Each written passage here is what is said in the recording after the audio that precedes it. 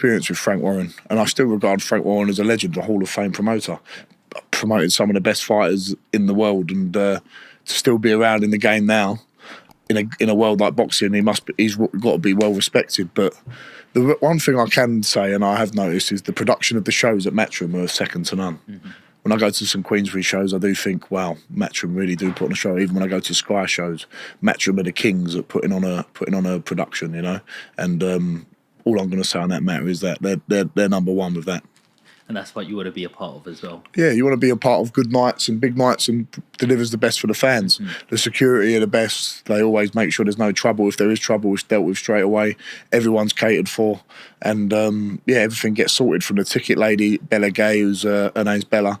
She's a lovely lady, and she gets everything done, deals a lot with my dad doing with the tickets. Alex, who sorts out all the hotels and all the logistics for things, and Darren Fleurs, who does all that with the taxis and making sure everything runs smoothly. You're always looked after at Matchroom, and it's a great company, and they give you the best platform for you to perform. It's brilliant. What about in terms of the fight you had with Armstrong? Yeah. It was for a title fight? My first title fight, the Southern Area title fight. The first time the Southern Area has been fought for since 2018, when Daniel Dubois fought what's his name? He fought another up-and-coming guy at the time, and so it's good to give some activity to that belt again. You know, mm-hmm. It was the belt had been made in its own way, a new style of belt. So it was nice to win that first initial style of belt. You know, and it's a respected title within the boxing circles, because there's some hard fights that have been happening for the Southern Area. So, talk to me about Harry Armstrong. He had a 5-1 record.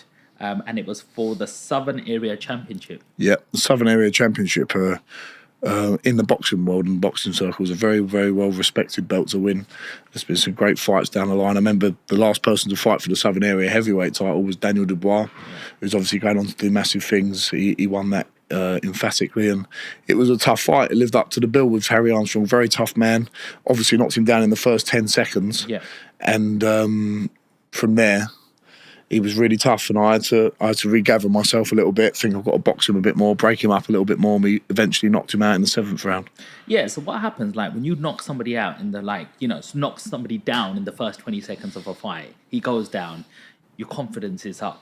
Then you go in round 2, bosh.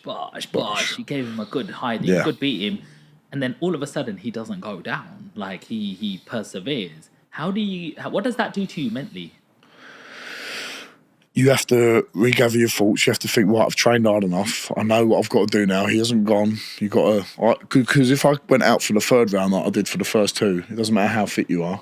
If you're going at sprinting at 100 miles an hour, you can't sustain that. So I thought, just box behind the jab. I was still winning the rounds, and get him when the time comes. And that round 7 belt, when the bell and the ring cards went up for round 7, I thought, right, there's only 4 rounds to go now. I can unload a little bit more. I've conserved my energy well. He'd be feeling the pace as well. I was trying to draw him onto things, draw him on, and then the right hand over the top came, and it was a great shot, because Harry Armstrong's a tough man. He give a lot of people tough fights. He's had lots and lots of amateur fights. I think he boxed for England at one point, so he was really confident going into that fight, because he thought he had more pedigree than me. But we dealt with him and convincingly beat him. What made you go down that route of Southern Area Champion? It's old school, it's traditional. Mm-hmm. And where I've not had the pedigree as an amateur, I only had 10 amateur fights. Not that means too much, I don't think, because you can be a fantastic amateur. You still got to start again when you turn professional. It's a different sport. But it's a traditional belt to win. I'd love to do the traditional route, Southern Area, English, British, Commonwealth. And it just made perfect sense at the time to have a title fight of that sort and get a bit of legitimacy in my career. So people who did think I'm just a ticket seller, that's all I am. I've won a professional belt here that other people would like to have. How important is confidence in terms of a press conference? So it is all about selling tickets. Let's be honest, it's an arena. It's a show. Boxing is a show, and you want to entertain people.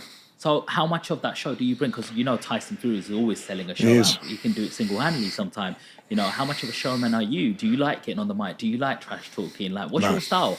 I'm not a trash talker.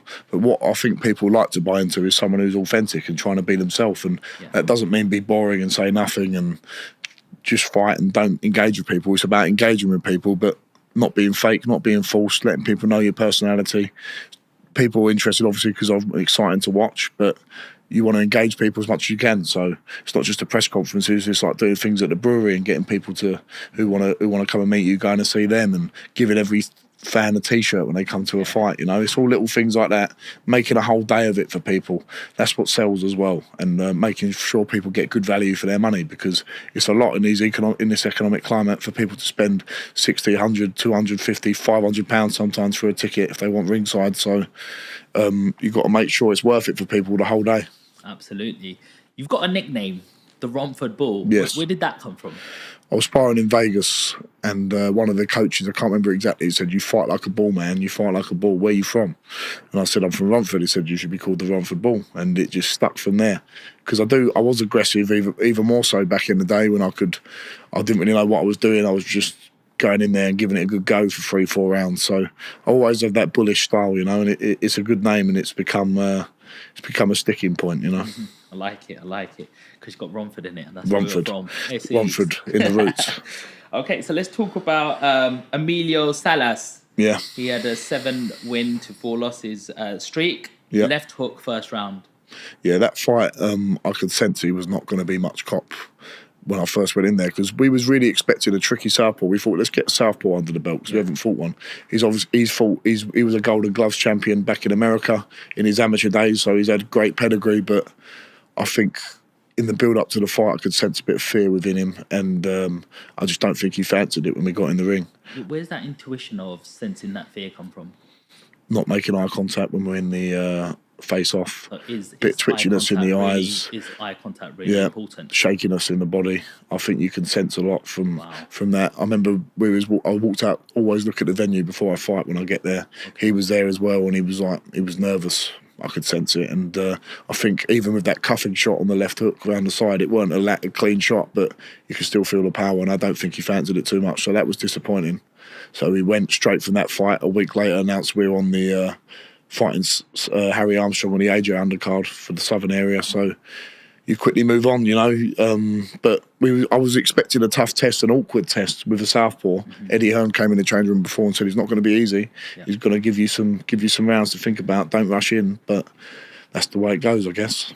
What are the dangers of facing a southpaw in the heavyweight division? Obviously, your jabs clash a lot, because you're both, my jab's here, his jab's here.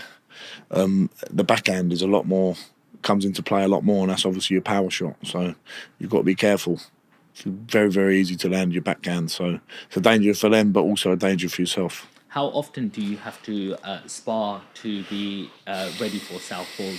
It's more so you do it. I actually sparred a southpaw yesterday for a couple of rounds, but it's more so in your training camp. If you're sparring a southpaw, you want to be sparring. If you're fighting a southpaw, you want to be sparring the southpaws all through your camp for 8 weeks, you know. So when you're in camp, do you try to get a sparring partner which mimics your opponent? Yeah, as much as you can. It's also good to get people who are going to give you good intense work to get your fitness levels up. But if you're fighting someone who's tall and long, you want to get tall and long sparring in. Someone who's more of a boxer than a fighter, you want to get people with more boxing skills. So you get the correct sparring in, because you just get into good habits of preparing for that guy. You need a blueprint, and to work on that blueprint, you need someone who's going to mimic what you're going to get in the fight. Mm-hmm. Nice. Michael, is it Passenger? Michael Reisinger. From the Czech Republic as well. Old spelling mistake. He was a tough man, a proud man, a football hooligan, I think, of some sort in Czech Republic. Round 2 just starts. Big overhand. Yeah, I caught him at the end of the first round as well with a right hand as he came in. He used to box on the Czech Republic Muay Thai national team, so proud man. And he was gutted afterwards, because he's a proud, tough man. And that was good, because that was just after I broke my hand in that fight, on my 5th fight, when it went to points. So it was good to come through that psychologically and get a really crisp, clean knockout. When you have an injury, like break your hand, is it the same when it's repaired and fixed? It's stronger now. So you see these 2 knuckles, they're a lot bigger, these ones, than them 2. The scar tissue has actually made it more dense and stronger. So you have to look after your hands, because they do get damaged, they do break. Yeah. So warming them up before and after, like any muscle, is important. Cryotherapy work on them as well. So you have to look after your hands. Cryotherapy? It's a cold treatment, and I can get a spray on it, and that's what I like. Prefer local cryotherapy to the actual chambers. I think an ice bath is better than a chamber. Really? And it just penetrates deep below the skin, gets rid of inflammation. So if you've had a hard spar or been hitting the pads very hard, just a little bit of spray on that for 5 minutes will get that inflammation down quicker and allow it to heal quicker.